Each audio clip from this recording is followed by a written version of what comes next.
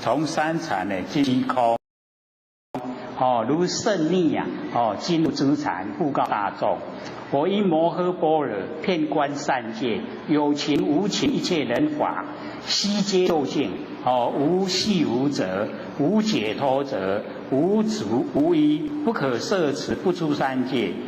不入之有，本来清净，